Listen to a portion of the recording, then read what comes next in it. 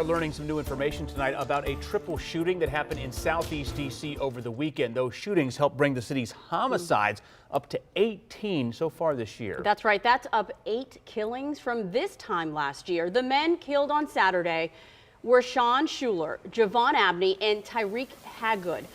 WSA 9's Michael Quander found out the victims were actually childhood friends.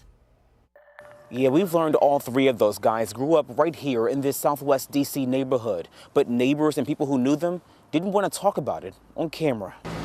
People who live between 1st and Half Streets in Southwest D.C. fought back tears when we asked about 3 of their own who were killed right here on Fort Davis Place in Southeast. Neighbors confirmed these pictures from Facebook show the victims. From left to right, Sean Schuler, Javon, also known as Jody Abney, and Tyreek Hagood were all in their mid-20s. Police say they were found shot several times around 10 Saturday night on this block. One of the men was lying in the street and the other 2 were dead in the car. It was very unusual to see what we saw out here last night. Unusual. Chief Peter Newsham called this Southeast D.C. neighborhood quiet and said that the victims had no known ties to this area. People who knew the victims in Southwest said they used to hang at this Friendly's Corner store or down here at the rec center.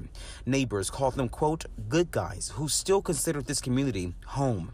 But look, as a journalist, real matters, and the facts are this. We found all 3 of the victims had criminal records. According to court documents, we found that Schuler and Abney had been locked up on assault charges before and Hagood for drug and gun offenses. But from what we could find, none of them had ever done anything as violent as what happened to them. Ward 7 council member Vincent Gray called the shootings beyond tragic and intolerable. And just like the people who live in his district, I have asked for more patrolling of police in this area. He's calling for more officers in these communities, hoping to prevent something like this from happening again. In Southeast D.C., Michael Quander, WUSA 9. A loss for the families and folks in that neighborhood, certainly on edge tonight. Police also found drugs, a gun, and ammunition in the car with those victims. At last check, no one has been arrested in this case. Detectives want you to be on the lookout for a dark blue or black sedan. If you know anything, call DC Police right away. You can even text them anonymously to 50411.